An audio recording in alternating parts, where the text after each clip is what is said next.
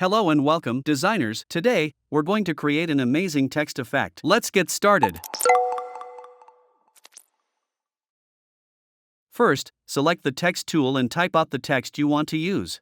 Next, let's adjust the text's anchor point.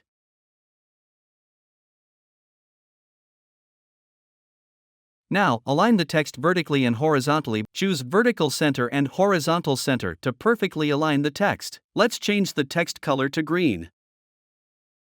Now that our text is set up, let's create a circular path for it to follow. Select the text layer and draw a circle on top of it using the ellipse tool. This circle acts as a mask on top of the text layer. Let's adjust the mask options. Change the mode from add to none and go to the path options. Change the path from none to mask 1 so that the text follows the circle. If you want to reverse the direction of the text, turn on the reverse path option. Now, let's make the text bigger or increase the spacing between the text so that it covers the whole circle.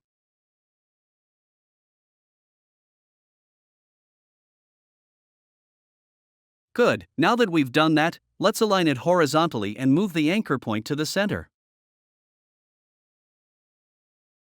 Now, let's select this text layer, close all its options, and go to the scale property.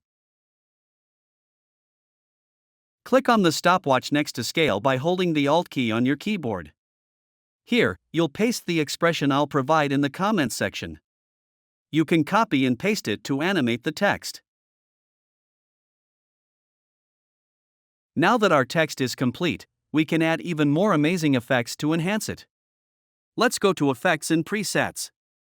You can give this text a gradient, search for Gradient Ramp, apply it to the layer, and choose a gradient you like.